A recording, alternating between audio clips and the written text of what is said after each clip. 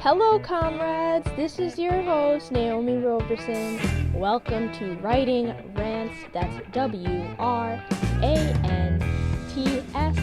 little w, big R.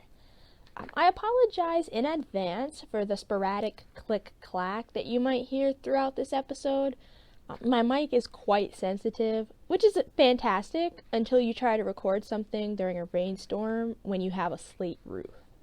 But I hope that you don't get too distracted, because this week's episode is about the writing journey, and I think that this is one of the most universal experiences that we share as writers.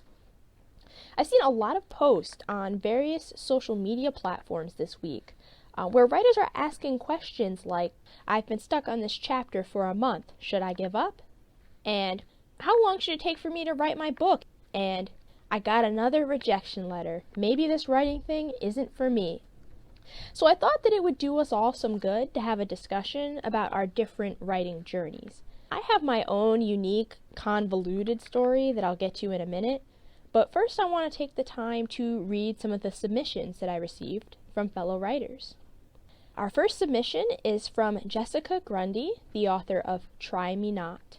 Jessica told us that she first started writing poetry when she was 8 years old. She started writing Try Me Not when she was 20 years old.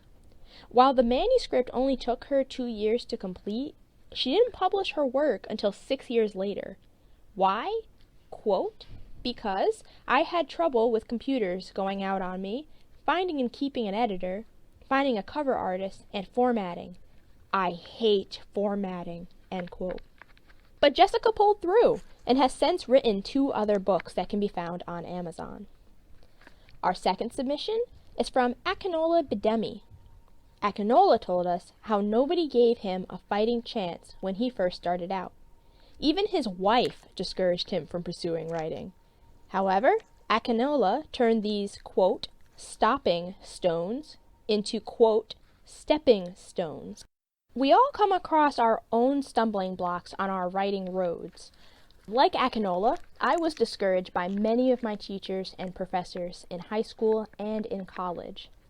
Like Jessica, I fought with time. I used to think, man, I've been trying to write this or that book for so long, maybe I should just give it up. But I also got in my own way. I started writing when I was 4 years old, so I'm not going to drag you through 20 years of my struggles, but I'll start at the moment where I truly began to take writing seriously, when writing a book transitioned from a hobby to an insatiable desire, which I felt was my life's purpose, and that happened around the 8th grade. By that point, I had written a full manuscript already, an urban pseudo-romance, if you can believe it. I cannot express, though, how pleased I was with myself at the time. I had written a book. I wrote day in and day out that entire school year. I felt absolutely glorious. And then I actually read what I created, and in the words of Marlin the clownfish, good feeling gone. It was trash. I never took the time to flesh out my characters. I didn't settle on a plot until page 250. I introduced characters that I never dealt with, and my protagonist and her love interest had the same type of conversations over and over and over again.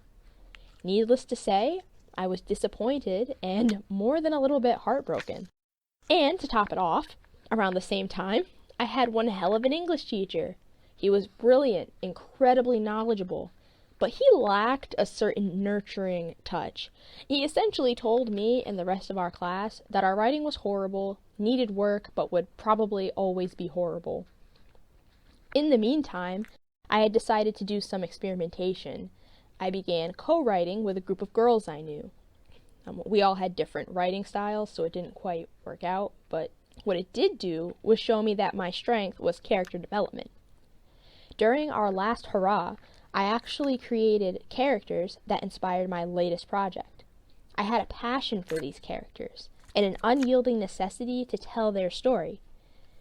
But the problem of my writing sucking still persists. This propelled me headlong into the next phase of my writing adventure. I began to emulate.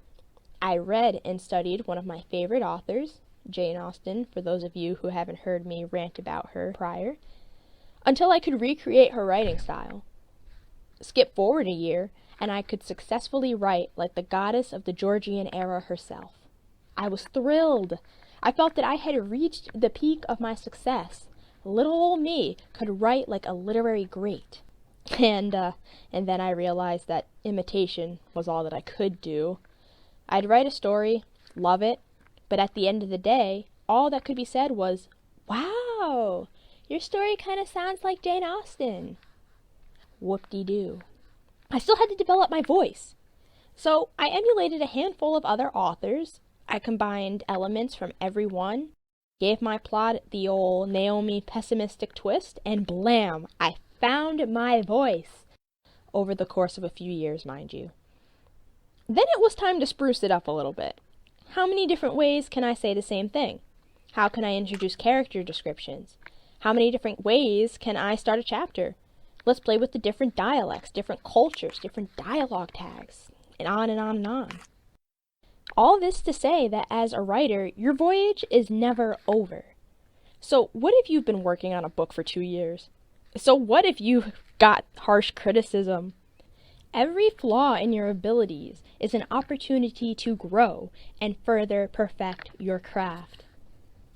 As Bo Blue points out in Heroes Within Us, quote, "It gets better after every break. You will fly after every fall." That's all the time we have for today. I want to give a special thanks to Bo Blue, Jessica Grundy, Akinola Bademi, and all of the writers who submitted their stories of their writing crusades. If you liked today's episode, hit that subscribe button, like, follow, and share on social media. You're not going to want to miss our episode next week where we talk about the production of a writing atmosphere. To our faithful listeners, thank you. We could not do this without you. Until next time, comrades.